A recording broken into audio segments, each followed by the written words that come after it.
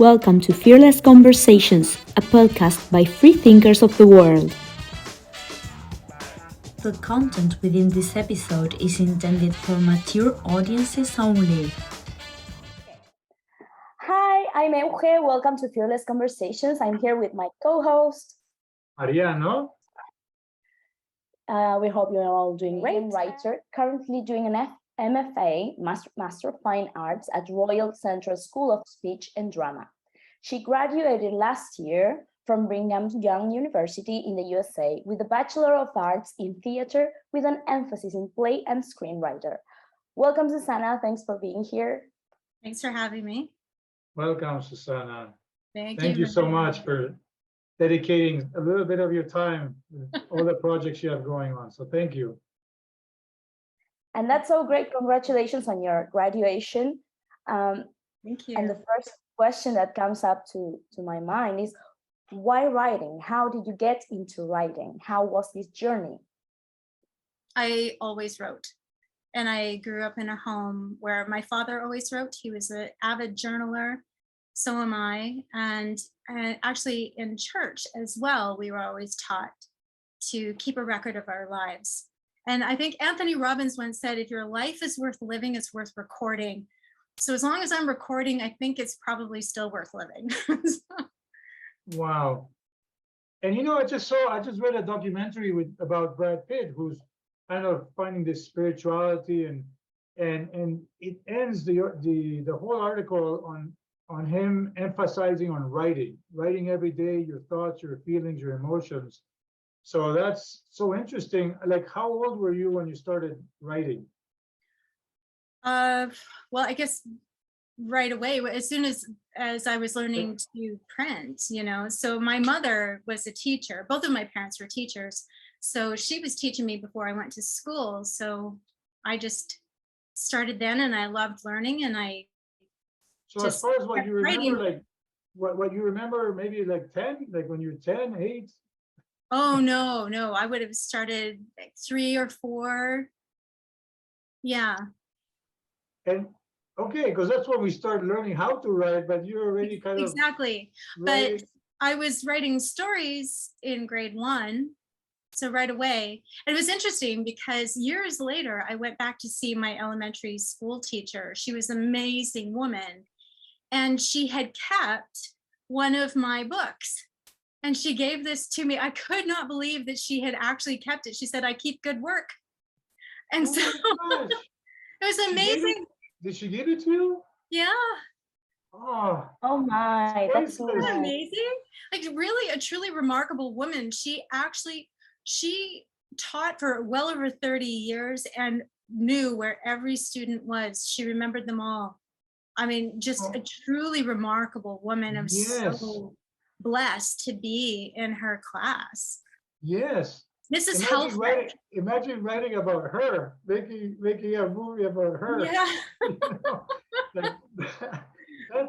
And then it would be interesting to see how you wrote when you were so young and how you're writing now, and see if you already had that personality, if you already had those similar. Well, it's interesting. Yeah, I do. I have records from when I was in grade school all the way up till now. So I've been able to go back and see. And earlier journals, I was writing in script form. Yeah. Interesting. Oh, so you wrote your journals, like, for example, today at school, and my friend Lucy said, Lucy, 2 dots, like scripts. Yeah, I would write entire conversations. I would record entire conversations if I found them interesting. So I actually have these samples of dialogue from when I was really young, which is I didn't even know this part, but it's amazing that. See that when I met you, I met you for several months now, and it's like when you have all these different scripts, and you're inspired by like any event, any day event, and it just flows. And I was always impressed how easy it is for you to put in writing just what goes through your head, and then you elaborate your fantasy, just takes over, right? I'm going to clarify. No, it is not always easy. Oh, really? Like any other writer who sits there banging my head against the keyboard. But when it flows, that's a beautiful moment. Yeah. And you can get to that state of flow when you just, sometimes you just have to discipline yourself and just start writing. You make yourself write.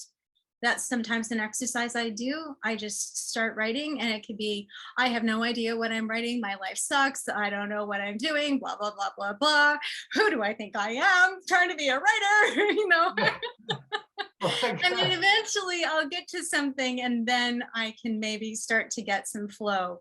But yeah, those are blessed moments when they come, but it is not. Ah, Okay. yeah. Also, one of the questions I had prepared was this: creativity and writing, gift versus exercise and training. And you have like a little bit of both, because on one hand, you were writing as young as 4 years old, so you already had like a predisposition to it. I don't know if I'm expressing this correctly, but Yeah. on the other hand, it's an exercise, and whenever you're not getting it, when it's not flowing, you sit anyway, you try to write anyway. So it's a little bit of both. What do you think? Yeah, that's really true. I wrote this down today. I had this thought. I said, craft can be taught, desire cannot. Okay. So I think if somebody has a desire, which I always have, I've always had a desire. And then, but I'm a slow learner. It takes me a long time. So I've had to really learn to discipline myself and just try and try and try and try again. Because even though I've had a desire, let's face it, there are people out there. I have classmates who are just brilliant, brilliant writers, but I'm disciplined. I'm very, very disciplined. I sit down, I write every single day, and I can't turn my head off. Like there's always something going on in my head. There's always a story, there's always something. And I've had to learn to catch those moments when they come. So I often have the recorder on my phone, and I'll just record and grab something, or I carry around a book. I'll have some kind of little book with me, and I just make notes and I capture those moments. I wanted to ask you about that, because sometimes I do that. I started doing that, but what's the follow-up after? That's where I don't really, like, you record it and then you write it, but then it just stays there. Where's the discipline on how you follow up with that? You do have to get organized. I realized that because I would have these fleeting moments, these fleeting ideas, that I would have to capture them. And then, yeah, first of all, capture them, because they will be lost. And it's really sad. Sometimes I also compose music. So if I lose a tune, it doesn't come back sometimes, and that's really sad. But then all of a sudden I'll have it. But then, boy, I'm quickly pulling out my recording device so that I can catch it. But I learned that I had to get organized. So I have a doc in my computer. So as soon as I have a new story idea, I need to take from my recording device or my book, whatever, and then I put that story idea into that doc and I review it. And it's funny how many stories I've forgotten about, like, oh my gosh, I need to go back to that one, or, you know. So you do have to set up kind of a system of retrieval and going back and checking things. But yeah, you've got these marvelous ideas. And these notes in your head, they can show up anytime. Like, what are you when you're falling asleep, in the morning when you're waking up, or in the shower, or like that kind of stuff? Absolutely, absolutely. Learning about sleep is very interesting, and the levels of sleep. If you study that, I was reading a little bit, or learning a little bit about the Silva method. They talk about going into different levels, like your theta. But that's what happens when you first wake up. If you put something, a question or something in your mind, or you have something you're thinking about, go to sleep. And then when you first wake up, that's often when I'll have the inspiration and I want to write, or suddenly I'll have an answer like, oh, well, if I have a story that I'm reminiscing, I'm just thinking about, Stories marinate. They marinate in the brain, and your brain waves will figure out connections and things, and you have to give it some time. So, but if you are intentional, if you go to bed and just, if you're thinking about something, then allow your mind, even just perhaps say to yourself, give your body, your mind permission to find a solution for that. And often when I wake up, it's there. Yeah. The thing too is, I think getting yourself into a state of peace, and I find physical activity is really helpful. So before I went back to school, I was cleaning. I ran my own residential cleaning business, and the cleaning was actually incredibly helpful, particularly vacuuming. There's something about the hum of the vacuum, the repetitive motion. I can't tell you how many times songs would come to me when I was vacuuming. The other time songs would come to me was when I was driving. Okay, I need to stop you, okay? Because people think I'm crazy. I have 4 vacuums in my house. I have one in each floor. I'm not kidding. I vacuum like 3 or 4 times a day. Oh, I didn't know this about you, Mariano. This is something Yeah, I new. have a vacuum here in this in my office. I have a vacuum in this. I have 4 floors, and and I find it relaxing. And It it's is. like meditation or something. But that's the key. It's relaxing, and it's getting into that relaxed state that helps you access that inspiration. Oh So my gosh. if you want to have more inspiration, go for a drive, or vacuum, or do something Or repetitive. go for a walk. A walk Walking. might be one of the maybe 0.0000001% that has writings from when they were 10 years old to when you're now as a mother. So that's something that might be interesting for like a psychological study or something. I don't know. Because who has that information? Who has that? Yeah, know? that's true. I look back and my dad, again, he had journals for ages, and it's really unfortunate. He was in Holland. He grew up in Holland during World War II.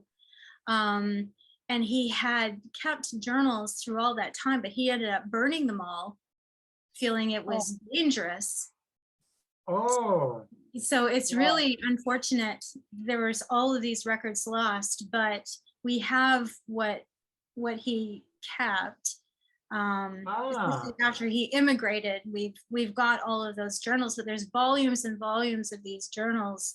And he was quite the storyteller, both on paper and in person. He was very dramatic. So I really did get a lot of that from him. So did he write books, and did he publish? No, he didn't. He just wrote stories, and he would share them with us, or he would just tell stories, and some of those are going to find their way into some of my work. But it'd be fun to go back and type out all of his records. We better do it soon, because it's going to get to the point where people growing up these days can't even read cursive writing. A lot of them can't even read it. So it'd be important to get it. It seems like your family, this writing journals, writing stories is part of who you are. And for me, it makes a lot of sense that you wrote a bio, your play, A Sentimental Journey. It's a play you wrote, and it is based on your family story, right? Yes, that's correct. It was based on really the tragedy of my grandmother and grandfather. My grandfather did not have to go to war. Canadians did not have to go to war during World War II, but he chose to go anyway. And he had promised my grandmother at first that he wouldn't, and she released him from that promise. And that changed the course of their lives. He served a full round. I don't know if you're familiar with how it worked during World War II. They would have to do a series of missions, and then often they stayed and did another. He did another. I think each series of missions was 30 missions. He was on his very last of the second round. he would have been able to go home, and that his plane went down. She Wow. had such a hard time accepting that, and literally did not accept it for 7 years after. How old was he? He was 25, she was 23. So she was widowed at 23 with 3 children, never remarried. We in our faith believe in marriage for eternity.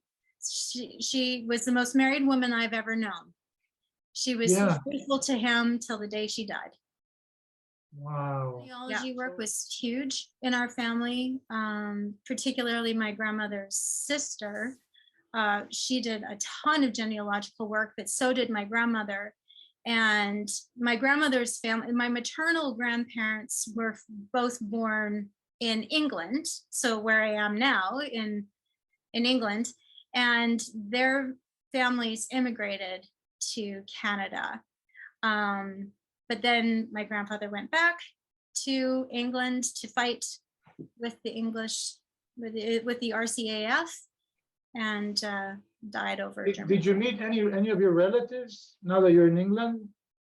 No, well, I have one who's in Brighton, and I haven't met her yet, but we're hoping to meet up later. But like a third cousin or second cousin, something like that? I'm not exactly sure. It's through my great grandfather's brother.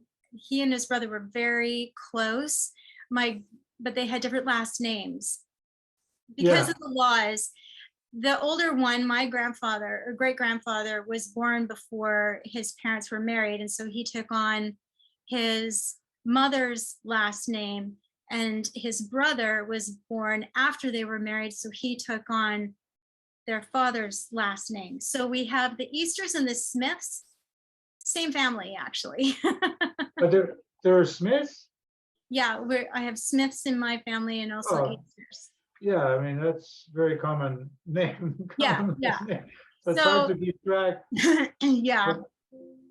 But the interesting part is that you know this stuff. Exactly. Yeah. And you wrote a play about it. How was that creative process? Was it like, okay, I'm going to organize all this, or did you does it have like a made up part? How was it? It usually starts with a question. So yeah, I often ask, what was that like? What would that be like? What's it like to hang on? And what's it like to wait maybe for somebody who's hanging on? And so it usually spirals, and then I have all these, one question leads to another, and then this new thing kind of formulates out of it. So my grandmother had a very difficult time accepting the fact that my grandfather had passed. And as I thought about that circumstance, that's how this story evolved.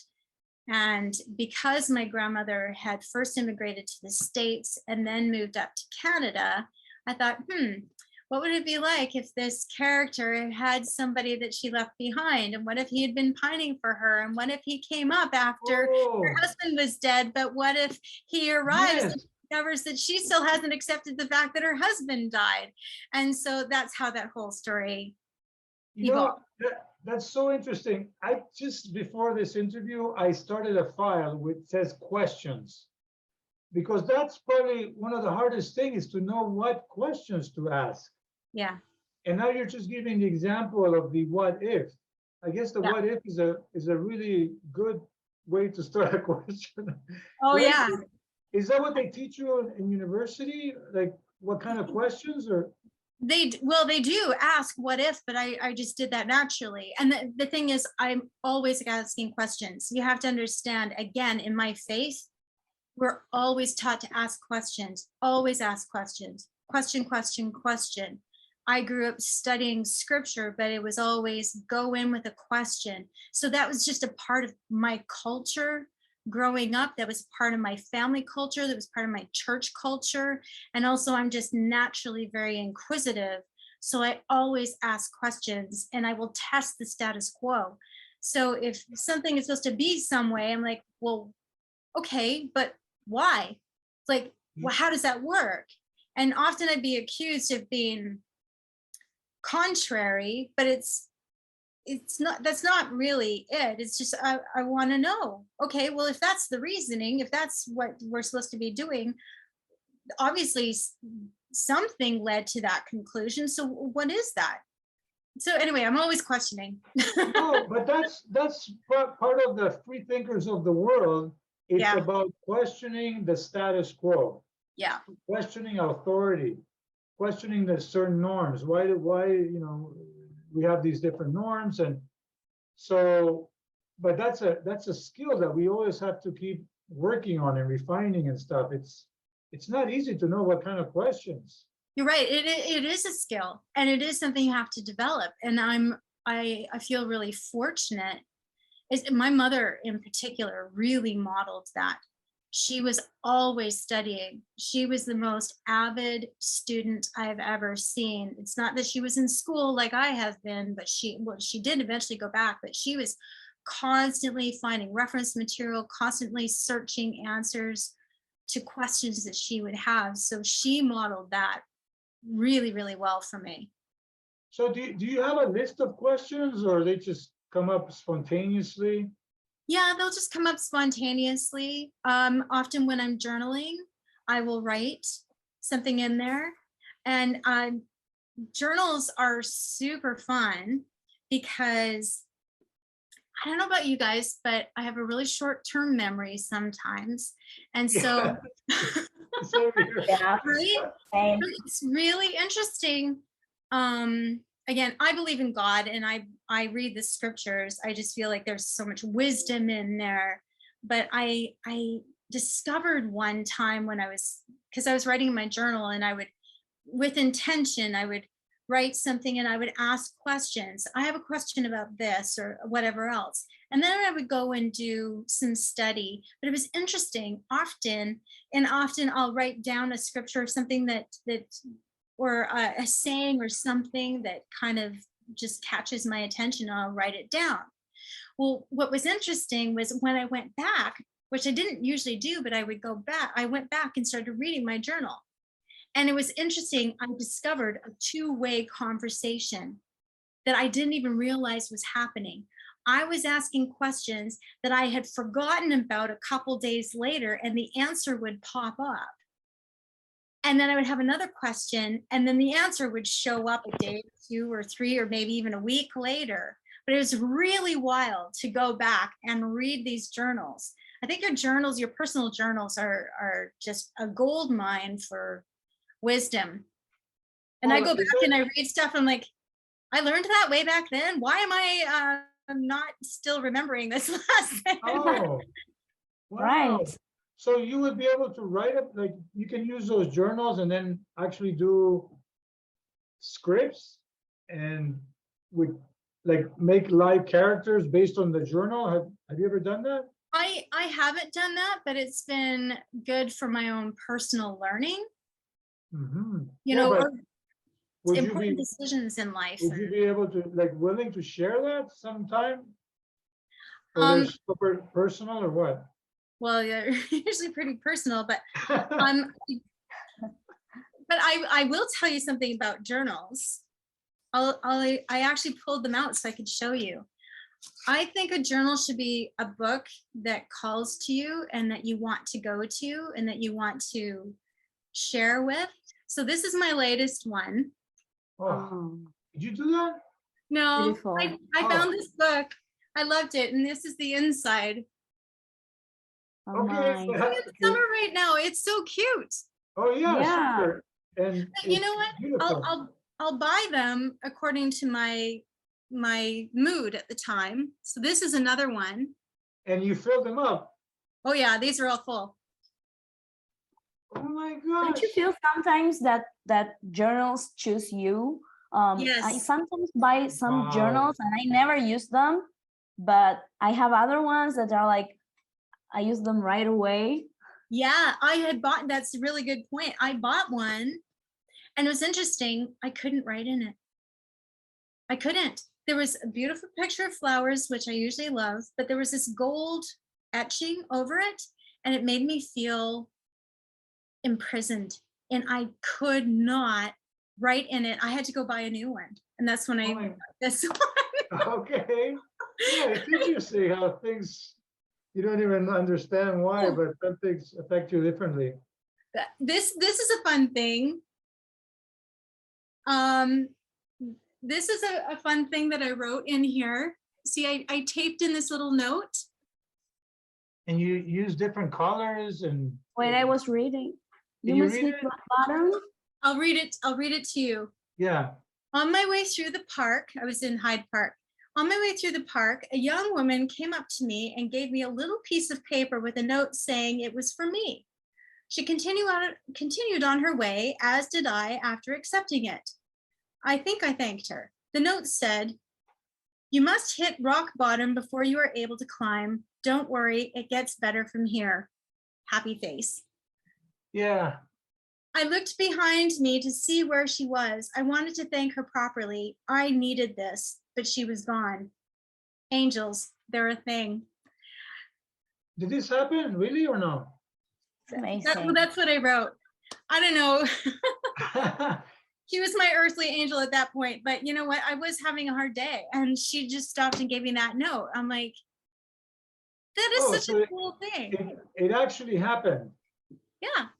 Okay. So I wrote awesome. Yeah, so I taped in the note that she gave me into my journal. Oh, I see. Okay, that's the actual note. Yeah, so that's what that color is. That's the note that she wrote. Oh my gosh. Those little acts of kindness that can click with something. Right? They're so great. And that's a story. Like that's a story right there. Oh yeah. You know, Absolutely. and that's the kind of thing I'll hang on to. Like there was another time I was going across a bridge and there was these two white, really scuffed up, banged up heels, white heels.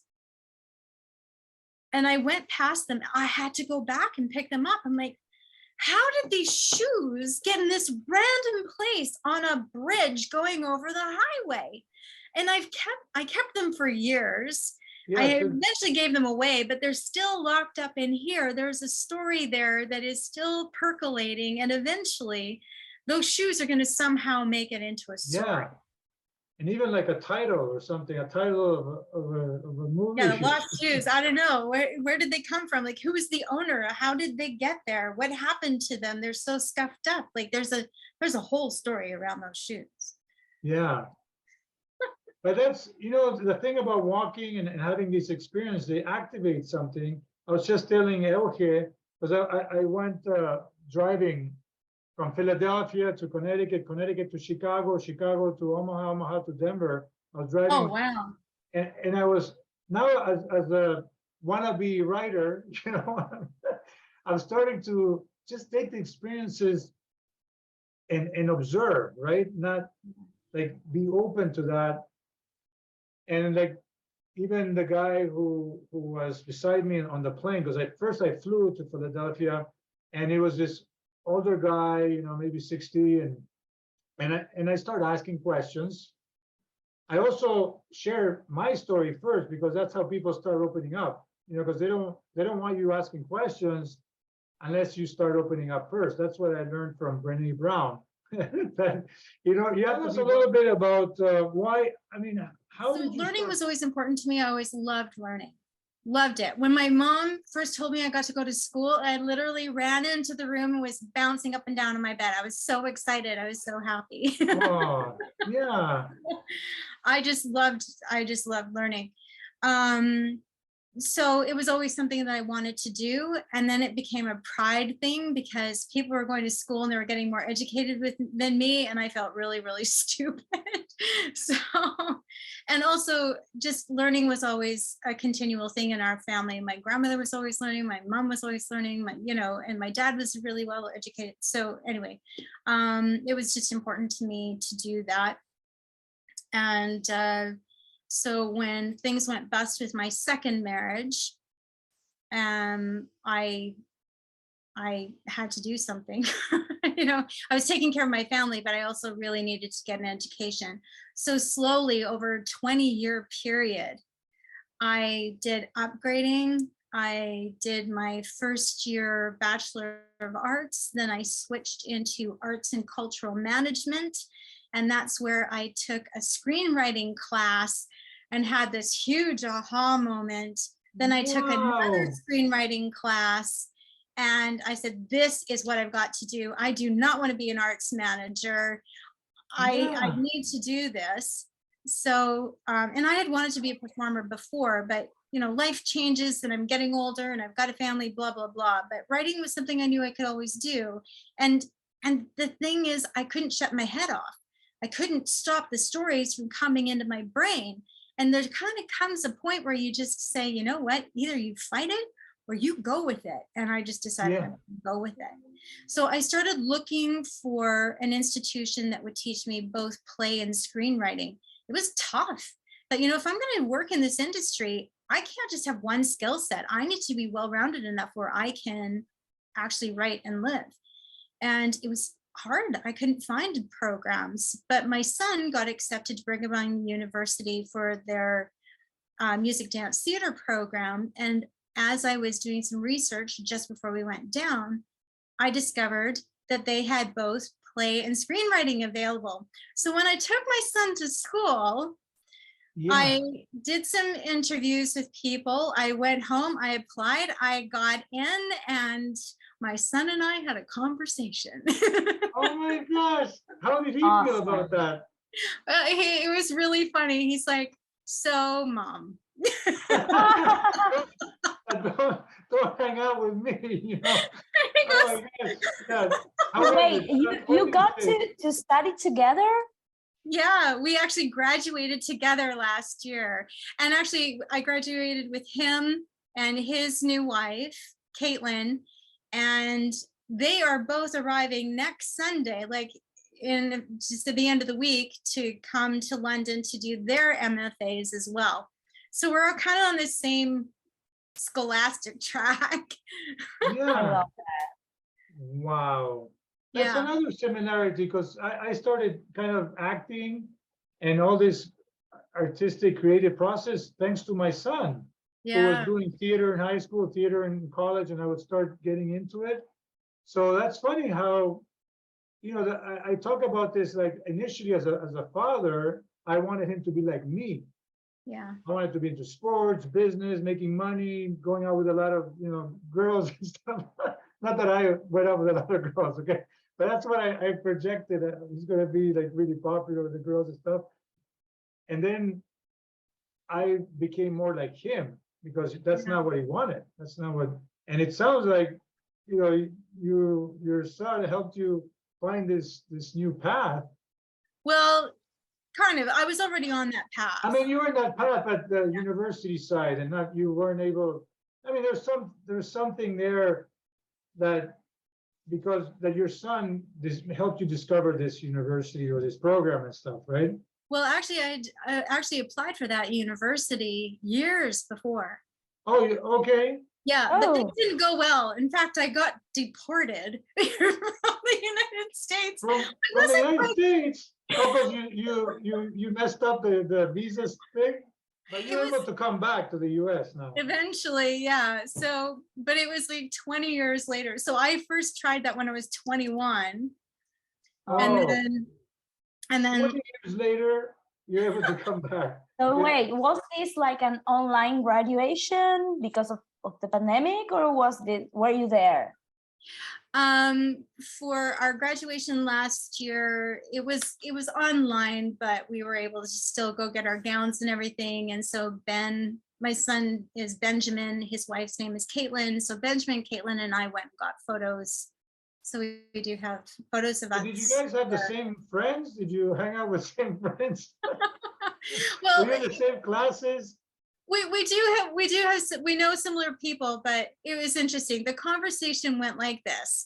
It was, Mom, you know, I came here to have my own life, right? And I said, great, you have your life, I'll have mine.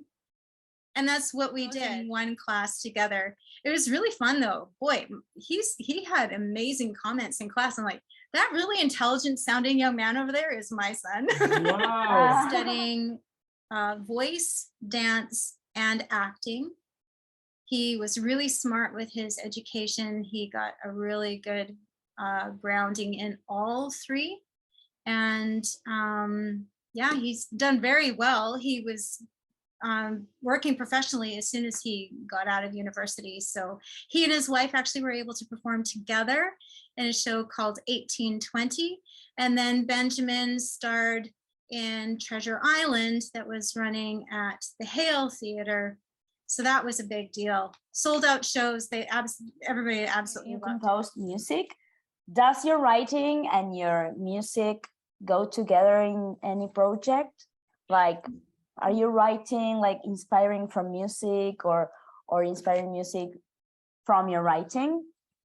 Actually, it was writing a musical that was really very much an impetus for me wanting to go and learn more about the script writing. I don't know, I became obsessed with the story of the Nativity. So, you know, Mary, Joseph, baby Jesus, the shepherds, blah, blah, blah, all of that. But I just, again, questions, what was Mary really like? Everybody talks about her as being this Madonna. I'm like, I don't know. She's this absolutely gorgeous girl. I bet she was funny. I bet she had wit. I bet she was smart, you know, things like this. So I have my own version of Mary. And this whole musical started, which was way too big. It's like 5 musicals in one. It's terrible, but there's also lots of fun stuff. But I started writing songs for it. And the question was, what would Andrew Lloyd Webber do with this? Yeah. So then it got me off on this thing. So there's a country song in it. There's things that sound like Fiddler on the Roof kind of sounding songs in it. There's blues, jazzy kind of things. So it's lots of fun, but I have to tame the beast. Anyway, I really did need to learn how to do a better job. So I had to go to school to learn. Which is your favorite musical so far? And on the other hand, I want you to talk to us about the Writer's Circle. Oh, yes. Okay. Favorite musical. Okay. It has to be Sound of Music because I grew up on it. You have to understand. I love Sound of Music. Oh my gosh. I love it. Me too. Yeah. I love it too. Have you seen it, Euge? Have you seen Yes, it? of course. Have Yeah. I Okay. seen it? Please. Yeah, good. There was Yeah, this old theater in Edmonton, not far from the church. We never went to the theater. It just didn't happen. We lived in small towns. We hardly ever went to the theater. But my older sister, bless her heart, she took me on a special outing, and that was the Oh. show that she took me to see. So I remember it always, because it was not only Oh, the first musical that I saw, but it was the first time I remember really being in the theater. And it was just such a special electric experience. But also growing up, you know, the Von Trapp family has all these children. Well, I was the oldest of 8, plus my older half sister. So we had 9 children in our family. So we related a lot to that immense family, and we would Yeah. sing those songs together. So when we were going down the highway in our oh my gosh. station wagon, we're all singing at the top of our lungs, or we'd make up songs and stuff, but it was just a very Von Trapp kind of experience. Wow. So that's why it's special to me. Yeah. So nice. You know, talking about that, because I've had it sounds like you had really good moments in your childhood, Mm-hmm. those special moments. And when you go back to those moments, they're still inside you, and they help you get you through those really difficult times later. Because you go back and you felt love, you felt joy, connection, and those things I think is what you enjoy as a human. You know, like you say, well, this is what being human is about, and the good parts about it, because then there's the hard parts which really can put you down, and that's when you remember those moments of singing. And the Sound of Music is one of the most beautiful stories ever. And the music, and yeah. So thanks for reminding me about that. Because I have to go back and see it again because I love that. And it just brings really beautiful memories with my parents and stuff. So, yeah, but still going back to you as a writer, because, Yes, and the writer's circle. Oh, the writer's circle, yes. yeah, but you find like really famous writers like Stephen King, and that's his thing, and he's really good at it. And it's just all novels about horror, and they're great. And then Harry Potter, like fantasy. But you could write about all these different things. Well, writers groups, there are some very famous writers groups like the Inkling, in which there's now a company with that name. But the Inkling was a group that R.R. Tolkien was part of, as well as C.S. Lewis. They make a difference. Having a community. Writing is a very lonely thing, but it can't be all the time. It requires community, and it especially requires community when you're doing writing for embodied work. And there's a huge difference between what I do as someone who writes scripts versus someone who writes poetry or novels or short stories or essays. All of those other works, how do you consume them? You go to a bookstore or you order them online and you bring them home and you pick them up and you read them. But that's not how you read a script. No one orders a script to read a script. Nobody. Yeah, it's true. You go to the theater, you watch a movie, you listen to the radio or a podcast. That's how you consume those scripts. So and that's leading into a whole other thing. I think there needs to be not only writers groups, but the face of writers groups, particularly for those of us who write scripts, needs to change. And that is a new thing that's coming up. I've found some like-minded people here, but I want to take it even further. And I've got a business plan kind of brewing in my head. I've been shortlisted for, hopefully we'll get this grant to help start a business for a new kind of writers group that makes embodiment a bigger part of the script writer's writing process. Anyway, this change. So it's good. Yeah. What I'm hoping to do is, what's really important to me is that we carefully monitor the process so that we can get statistical information on what is happening, what the results are, and then we can share those results with others so that more writers can be helped. Because honestly, that's what it comes down to. Are we going to help one another as writers? And we need to. We need to as collaborators, and particularly for script writers. We never write a script with the intent to see it on a page. We write with the intent to see it produced. And so that needs to happen, and it needs to happen more often. So I'm hoping that that will be the ultimate outcome, and that we will see better writing. And at least for myself, I hope that my writing will improve, and then I can accelerate my process so that I can get faster at what I'm doing. So that's kind of what I'm hoping. But back to the writer's circle. Out of this need for collaboration and community, I realized that was really important for me. We had that in my playwriting 1 class, but that kind of community fell away for the higher grades, and I did not do nearly as well. So I created the Writers Circle in fall of 2019 with some other friends from school. And we started coming together and we started sharing scripts, and we are continuing to do that even today. We started in Pioneer Book, which is a bookstore in downtown Provo. They were very kind to us. They let us use their upper room in their theater section of their bookstore. And we would meet there and we would share our scripts. And you know, my friend Avery, she would bring treats for us sometimes. She would bake, bless her heart. Wow. Yeah. Yeah. And what was interesting I found the best writers that came out of our program and the ones who were winning the awards were also involved with the Writers Circle. I don't think that's by accident. We also at that time were able to start a new club at the university called Page to Stage, which was designed to put the writer and the dramaturg at the center of the creation process and take shows from conception all the way to production. We got approved the day the school got shut down because of COVID, but I've been in touch with the university again, and we're going to see if we can resurrect it because it's all there. But the Writers Circle has continued on, but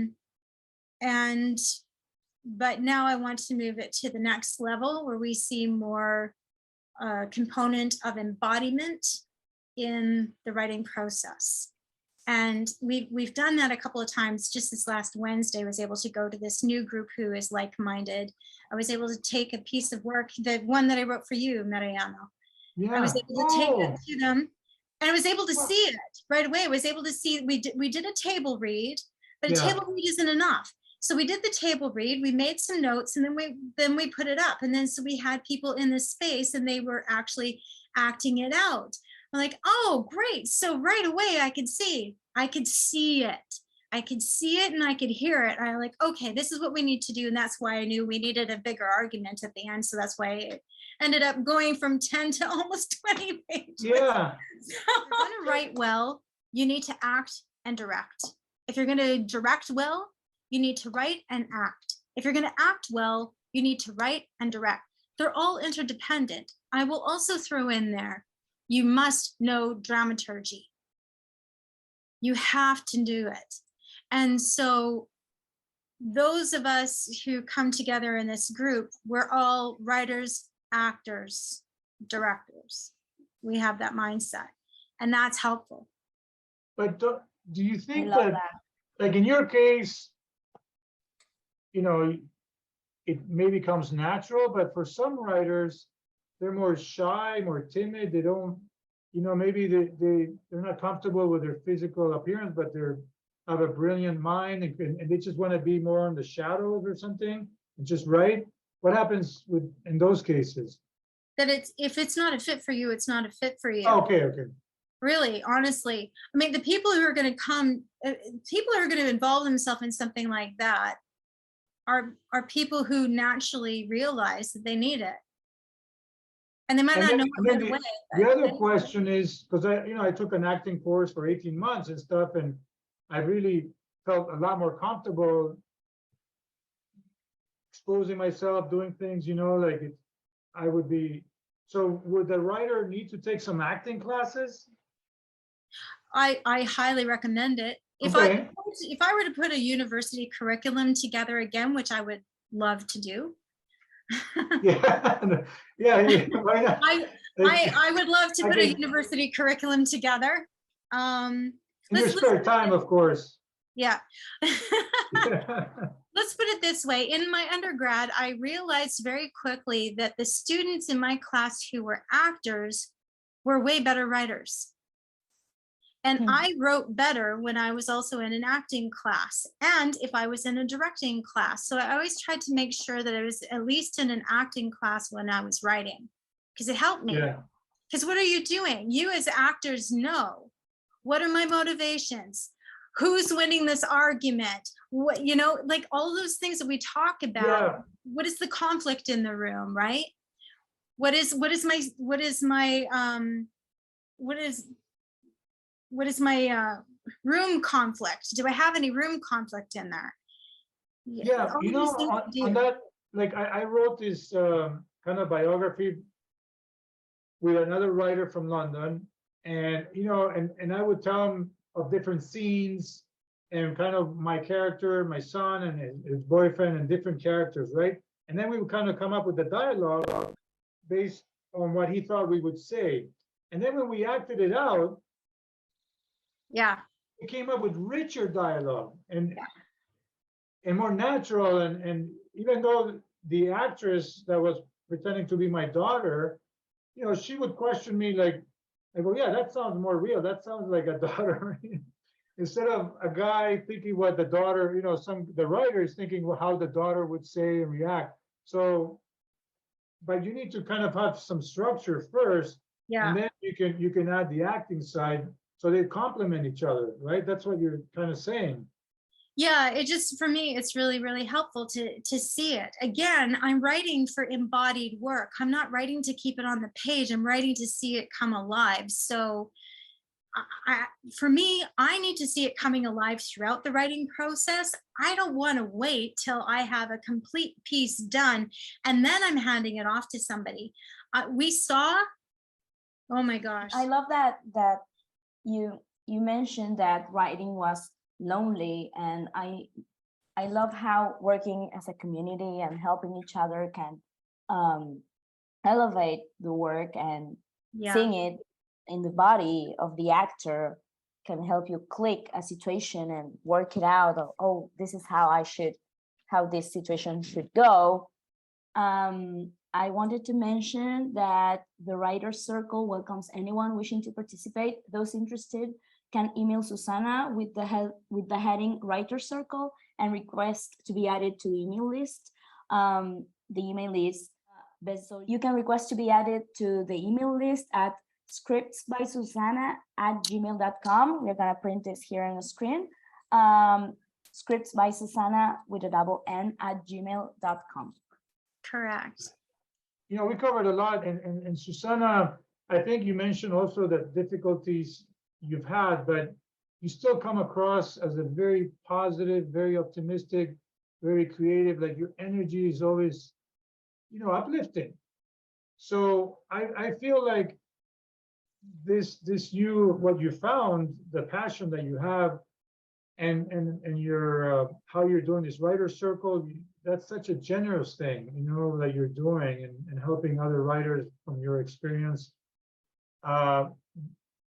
But in my thing, it helped me to deal with those hard moments, the challenges, like to be able to write and to be able to create stuff. Is that how you feel?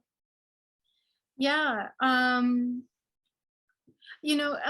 I started the Writers Circle because I needed help, but I also knew that others needed help.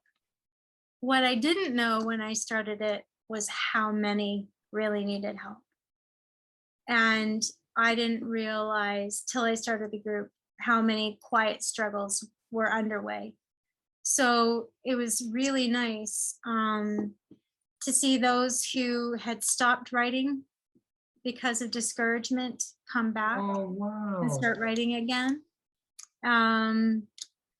So that was, that meant a lot to me. Yes. And I think, life isn't fun if you can't give. It's just not. Life is not, it's not a fulfilled life that's all about you. It's just not, just not a full life otherwise. And so if you can help others, that's just a win-win, I think, for everybody. And to create those connections, I think, is really important.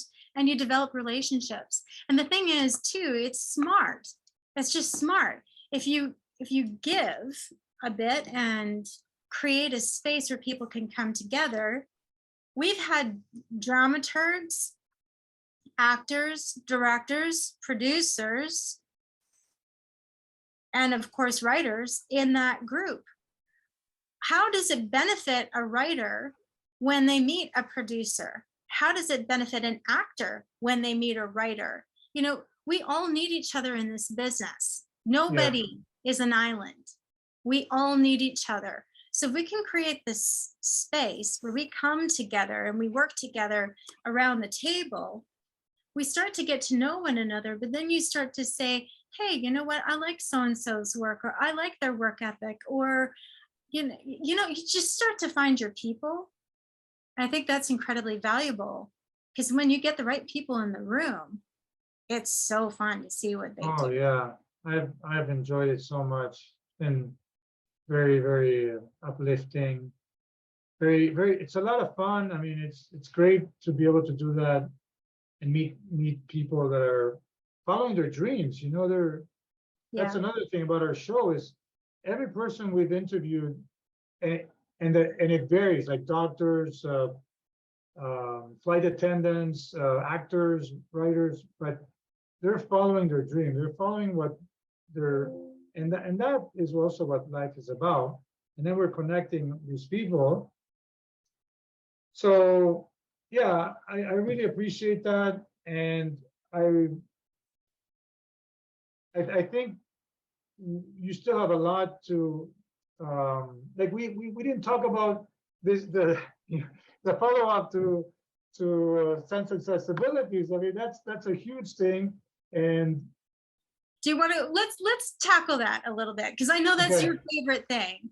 Yeah. Oh, and let me go back to what provoked me. You know, because I joined the writer's circle, and I go, what? I just kind of wanted to get a taste of it and see what it was about. But then we do a table read on one of the episodes, or I think it was a pilot, and Susanna writes something about charming. This she associates this guy in the play as charming guy, and associates him as a terrorist or something like that. I go, oh, what? Like, I mean, it's so hard to be charming, and now she's saying we're terrorists. So, and then I was just blown away how that triggered me and provoked me and wanted me to know more about that. So that's how you bring people in with those. I still think it's really, really funny how that just blew your whole world apart. Yeah. It's like, what? Charming isn't to be trusted? Charming isn't okay? Yeah. What are you doing to me here? Yeah. I've been trying so hard to be charming, and now I just learned a lot. You know, this is what writing is about. You're learning how women think, and how your own, like, we do have biases, and we need to grow, and we need to understand each other, understand the other person. And it was amazing. Thank you for watching Fearless Conversations. Don't forget to like and subscribe if you enjoyed it. Thank you, Susanna, for joining us. I'm Euge. I'm Mariano. Thank you so much, Susanna. Thank you for having me. Cheers. Cheers. Thank and you. We'll talk. This is the end of our episode. Don't forget to like and subscribe. See you next time.